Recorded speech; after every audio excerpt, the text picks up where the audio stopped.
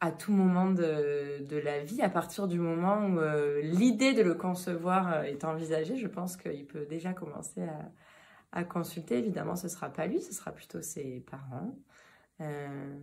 Mais oui, tout le processus de la parentalité peut être accompagné par un psychologue. Et même si on travaille indirectement pour l'enfant, ça reste quand même du travail direct que les parents vont mener pour leur enfant.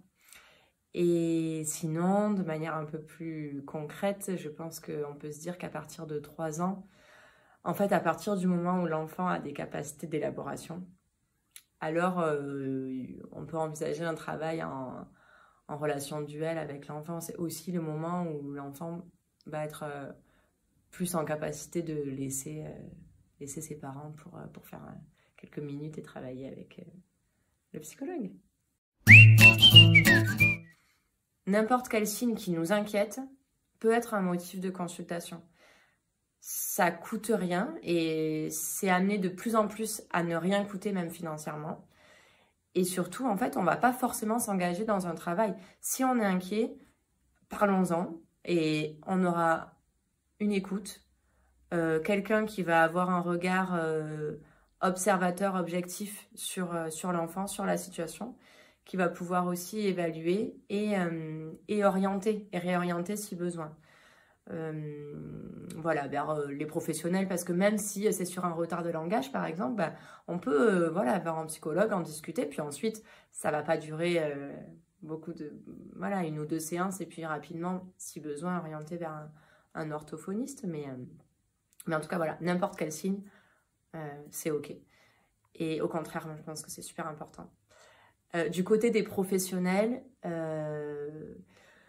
ça va être plutôt toutes les dimensions affectives, toutes les dimensions relationnelles, hein, quand on repère des signes d'inquiétude, des signaux d'inquiétude voilà, dans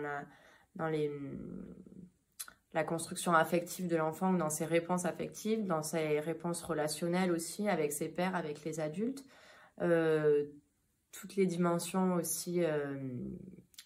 alors, du coup, pour le professionnel, ça va être un peu plus délicat.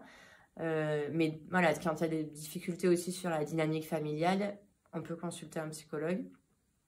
Délicat pour un professionnel d'orienter en passant par le biais de l'enfant, mais bon. Ça peut aussi être un biais pour après travailler autre chose.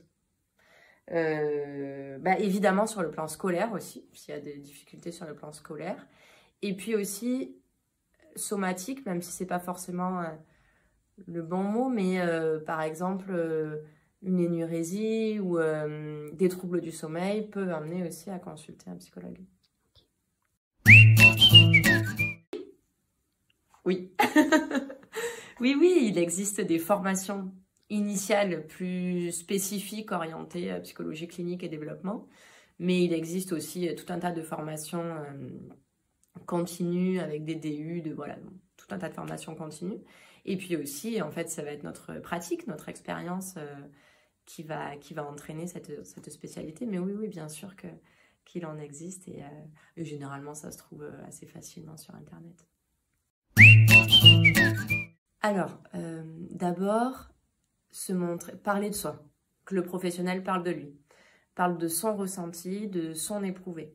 Voilà, c'est j'ai la sensation que je m'inquiète parce que, voilà, on parle de soi. On va proposer, je pense, plutôt qu'imposer. C'est-à-dire, il me semble que ça pourrait être intéressant, voilà, mais on n'impose pas. Ça, je pense que ça va être compliqué et mal reçu de la part des familles. Et du coup, braquer et empêcher la rencontre avec un professionnel. C'est important aussi de respecter le temps des familles. Peut-être qu'au début, on va les glisser, la famille va entendre partir.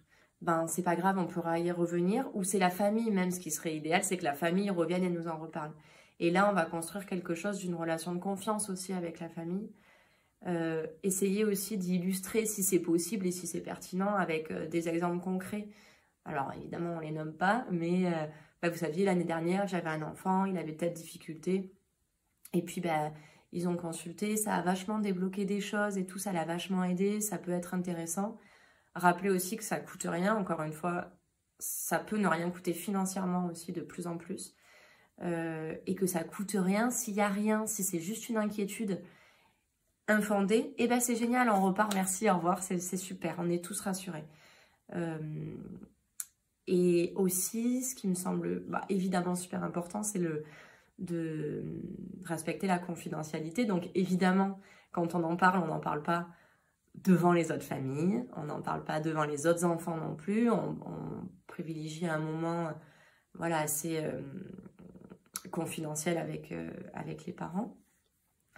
Mais aussi, on fait preuve de confidentialité, de respect, de bienveillance aussi dans le suivi. C'est-à-dire qu'on peut, je pense que c'est hyper important et hyper pertinent pour le professionnel donc si on est un professionnel de l'éducation, enfin, de l'éducation nationale, j'allais dire, mais de n'importe quel, en tout cas de l'enseignement, de proposer aux familles d'être contactées par le professionnel de soins. Ça, c'est génial, mais on ne l'impose pas. C'est-à-dire qu'on va lui dire, ben, voilà, je suis disponible, vous pouvez lui laisser mon numéro, vous pouvez lui laisser mon mail, il n'y a aucun souci. Je peux me montrer disponible pour échanger avec la personne que vous allez voir.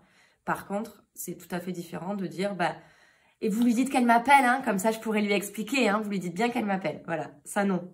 Et pareil, en fait, ça reste dans la confidentialité, même si la personne, si le parent dit, bah, ok, ben, on va voir, on va regarder, on ne revient pas en disant, alors vous l'avez vu, et alors ce rendez-vous, comment ça s'est passé le rendez-vous? Non, on laisse la famille venir vers nous. C'est eux qui vont en parler s'ils ont besoin d'en parler.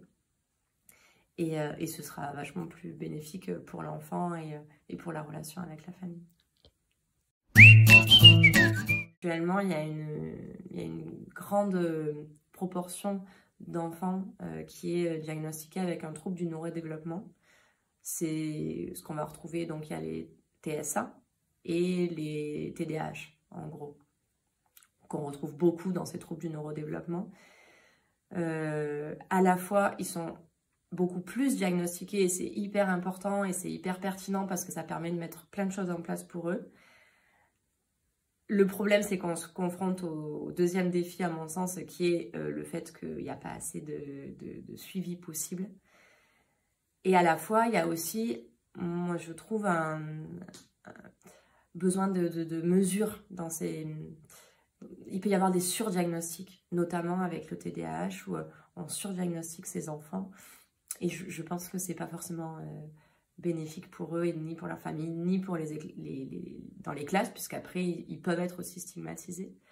Et le deuxième très grand défi, c'est le manque de professionnels et de moyens dans le système sanitaire, médico-social et social qui, malheureusement, ne permet pas d'accompagner tous les enfants qui en auraient besoin, et notamment ceux qui sont en très grande difficulté et qui n'ont pas de place